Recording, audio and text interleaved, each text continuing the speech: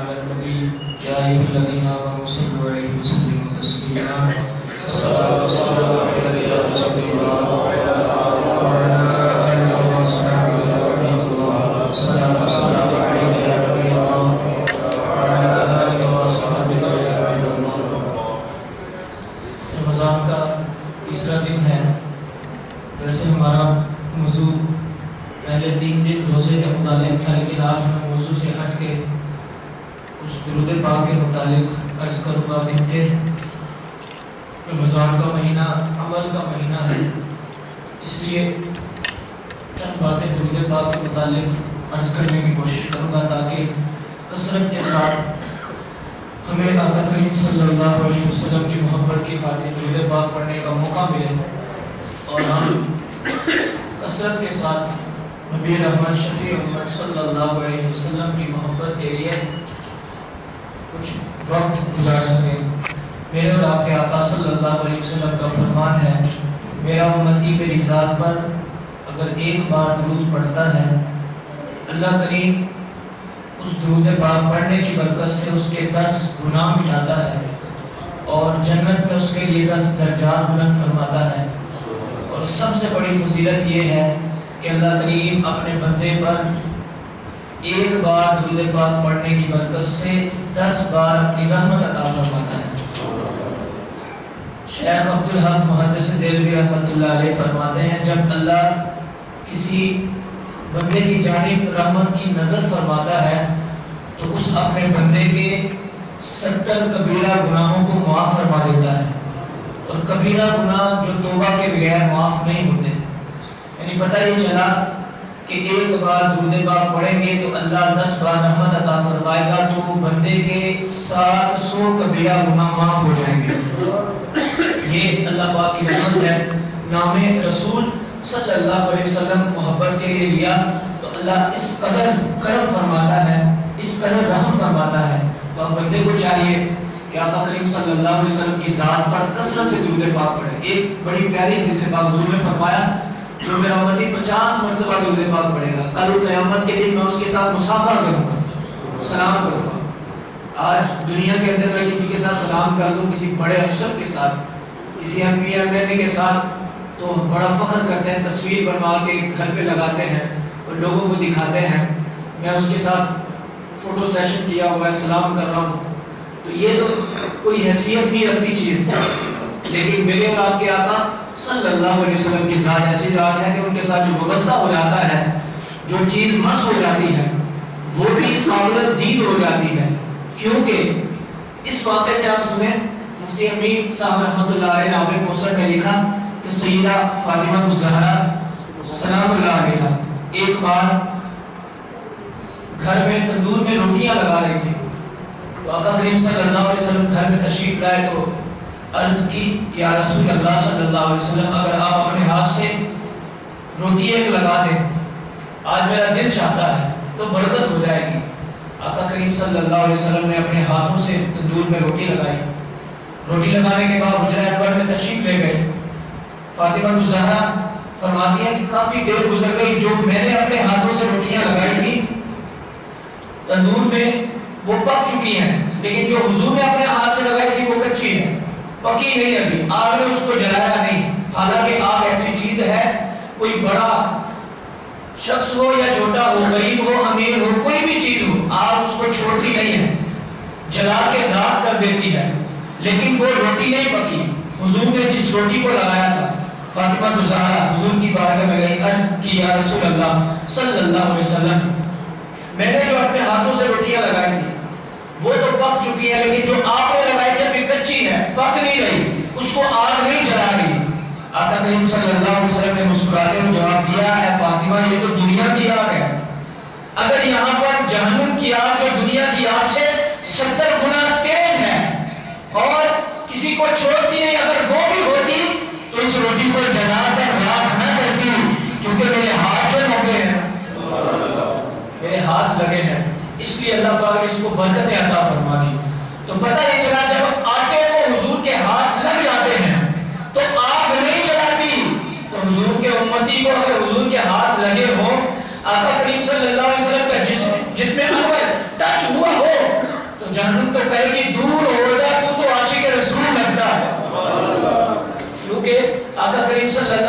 کے جسم انور کی اتنی شان ہے، اتنی بلندی ہے، یہ تو فضیلت کی بات ہے، ساتھ ساتھ ایک دنیا کی بات بھی ہے۔ جب کسی کو یاد کیا جاتا ہے نا کثرت کے ساتھ، اگر وہ سامنے والا اچھا انسان ہو تو وہ بھی بھولتا نہیں، وہ بھی یاد کرنے کی کوشش کرتا ہے۔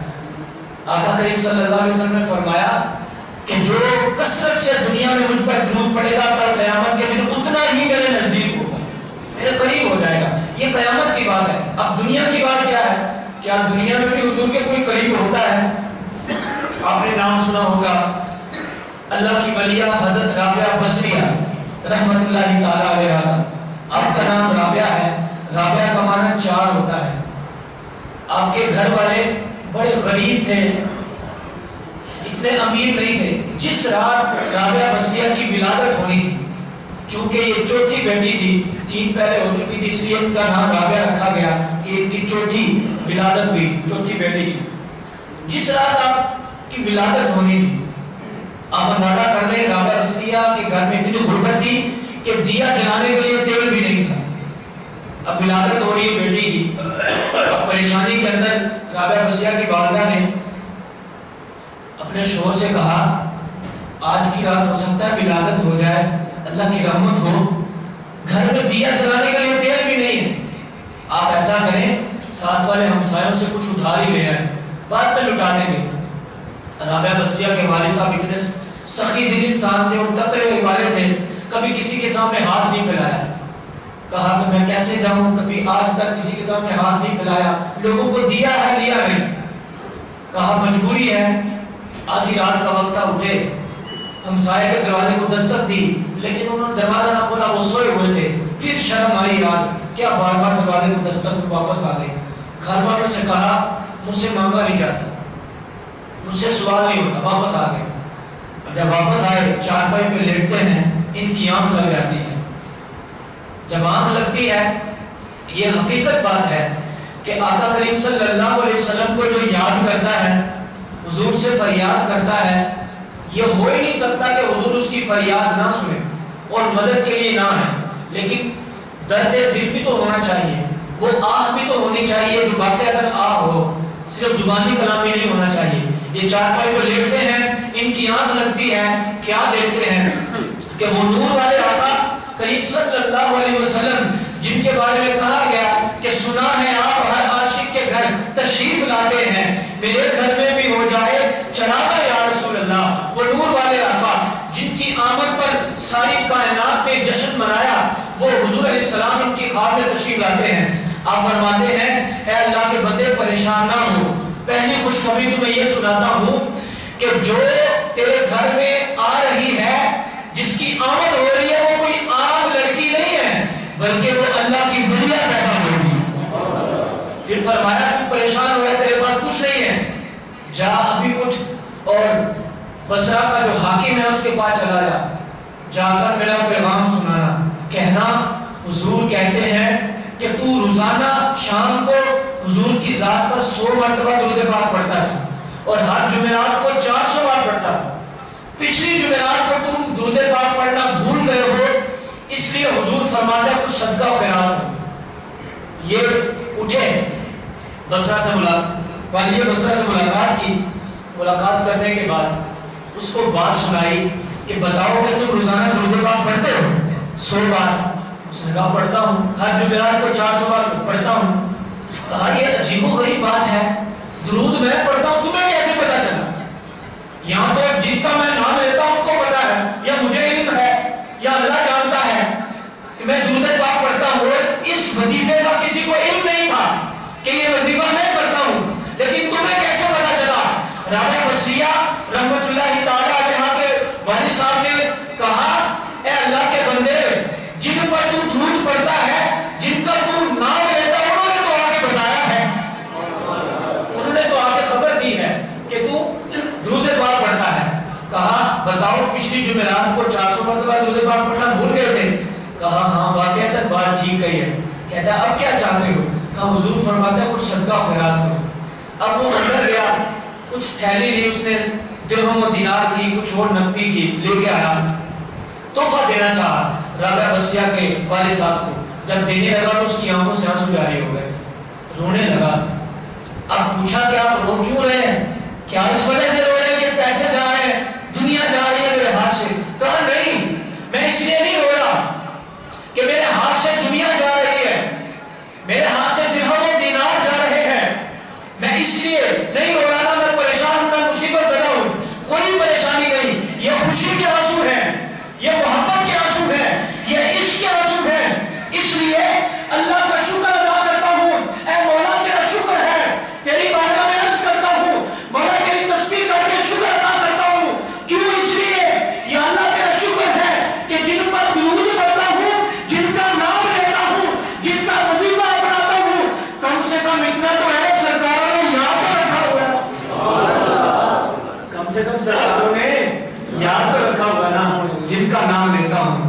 پتہ یہ چلا جب ان کو یاد رکھ سکتے ہیں، اگر میں درود پڑھوں تو مجھے بھی یاد رکھ سکتے ہیں. آپ درود پڑھیں تو آپ کو بھی یاد رکھ سکتے ہیں. جب دنیا میں یاد رکھیں گے تو قیامت کے دن سینے سے لگا کر انشاءاللہ جنت میں بھی لے جائیں. تو یہ ایک صدا ہے.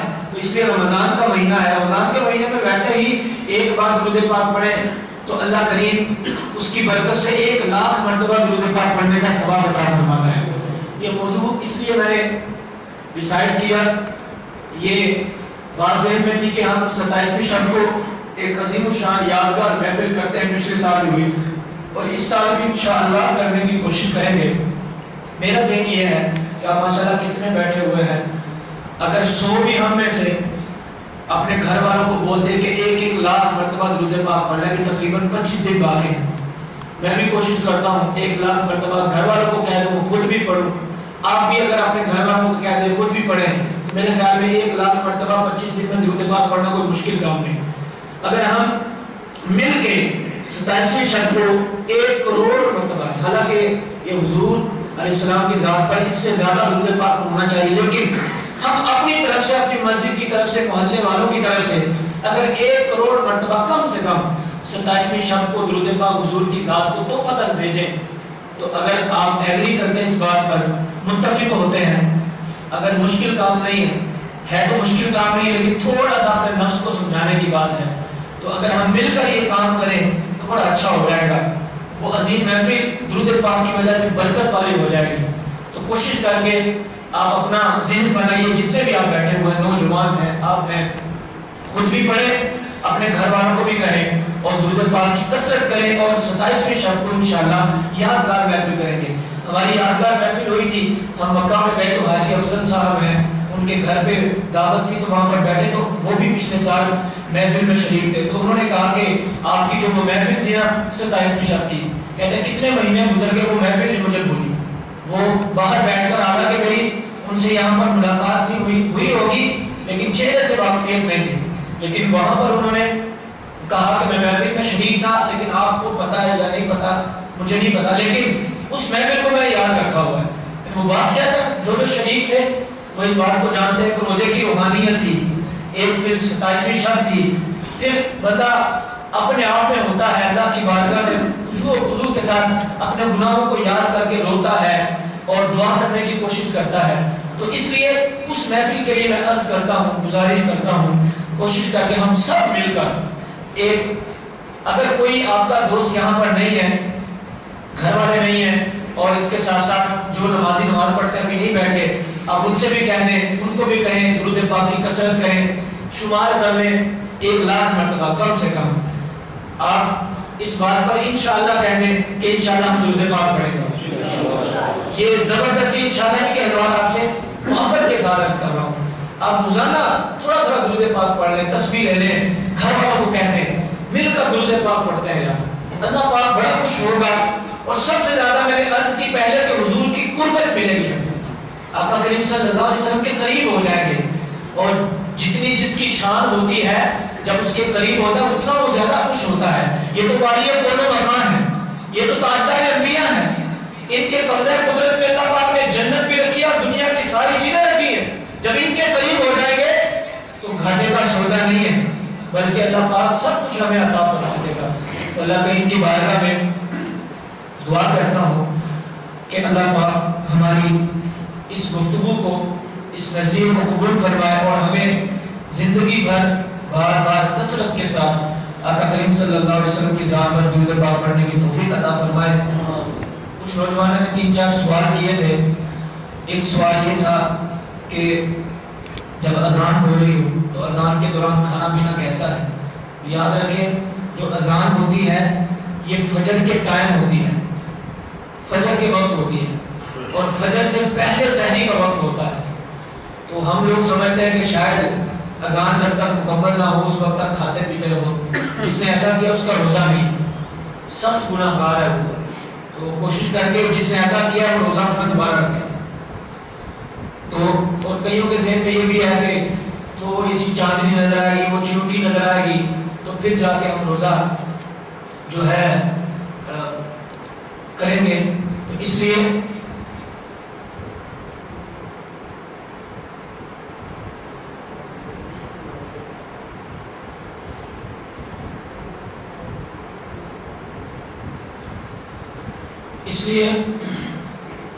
اس طرح روزہ مکمل نہیں ہوتا، تو کوشش کر کے اس طرح کے مسائل سیکھنے کی کوشش کریں۔ انجیکشن لگانے سے روزہ نہیں ٹوٹتا، اور اگر کسی کو بیماری ہو گئی ہو، خون ٹیسٹ کروانا ہو تو اس سے بھی روزہ نہیں ٹوٹتا۔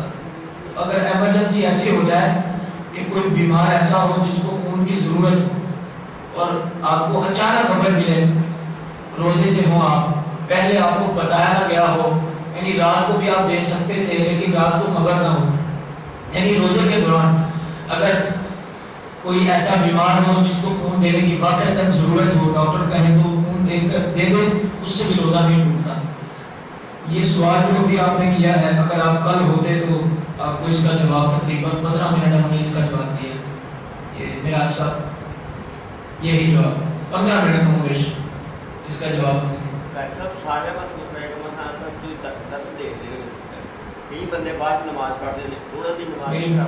ایک مخصوص دنوں میں چیز ہوتی ہے، مخصوص وقت میں، اور ایک جو ہے نا ریگولر ہوتی ہے ہر دن، دونوں میں بڑا فرق ہے۔ یہ مخصوص دن ہے، مہینے کے بعد درس نہیں ہوگا، اور دوسری بات مہینے کے بعد ہمارے مخصوص دنوں میں 2-3 دن درس ہوتا ہے، روزانہ نہیں ہوتا۔ کیوں نہیں ہوتا؟ اس لیے کہ ایک تو وجہ یہ ہے کہ روزانہ درس اس لیے نہیں دیتے کہ کوئی اکتا نہ جائے، اور دوسرا یہ ہے کہ روزانہ ہوتا ہی نہیں ہے۔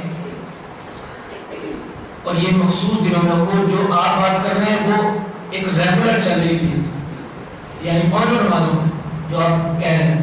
اگر آپ کل ہوتے تو آپ کو تفصیلاً ہم نے جواب دیا تھا، اب آپ نہیں تھے تو اگر ہماری غلطی ہے تو ہم معافی مانگ لیتے ہیں۔ اب یہی مسئلہ ہے نا، میرا صاحب کی اکیلے کی بات نہیں ہے۔ اب جو لوگ یہاں پر شریک تھے ان کو تو پتہ چل گیا، مسائل پتہ چل گیا، جو نہیں تھے ان کو کیسے بتائیں؟ وہ تو باہر کہتے پھریں کہ یہ ہو گیا وہ ہو گیا۔ اب ان باتوں کی طرف دھیان کرنے کی ضرورت نہیں۔ میں نے کل جمعے میں ایک بات کہی تھی، اگر کوئی عقل مند، سارے عقل مند ہیں ماشاءاللہ، سمجھدار ہیں، اشارہ کر میں نے بات کہہ دی تھی تو شاید سمجھ گئے ہوں گے کہ ہم 99 نیکیاں نہیں دیکھتے، ایک غلطی دیکھتے ہیں۔ وہ حالانکہ وہ غلطی بے شک ہو نہ ہو، وہ میرے ذہن کے مطابق وہ غلط ہے تو وہ غلط ہے، ہم سوچتے ہیں میرے ذہن کے مطابق غلط ہے تو ہے غلط ہے، حالانکہ ایسی بات نہیں ہے۔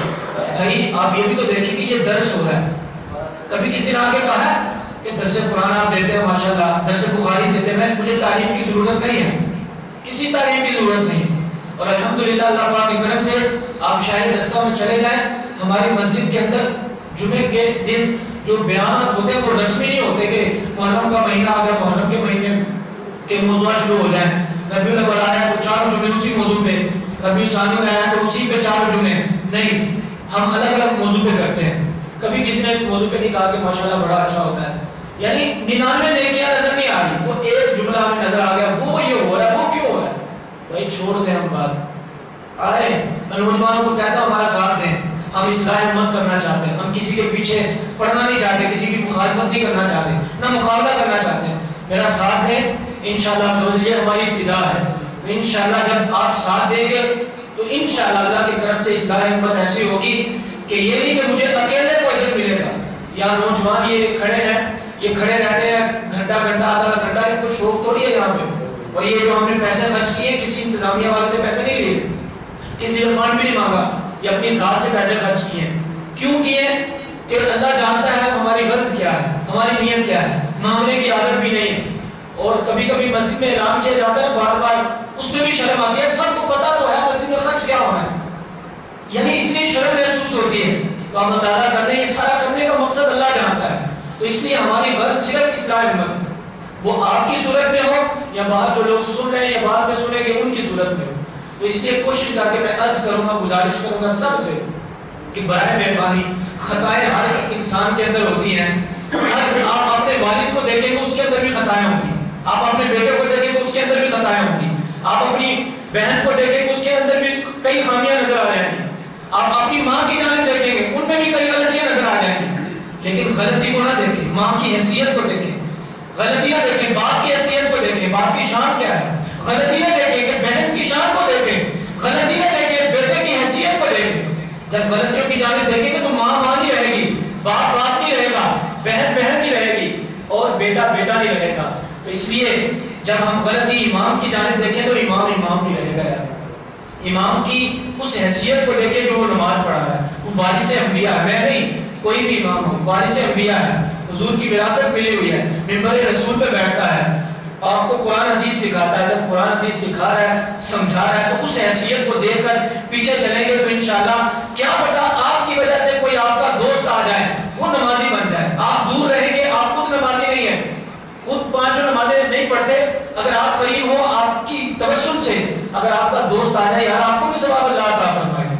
لیکن تھوڑی قربت کی ضرورت ہے، تو اللہ عمل کرنے کی توفیق عطا فرمائے. آمین بجاہ نبی صلی اللہ علیہ وسلم.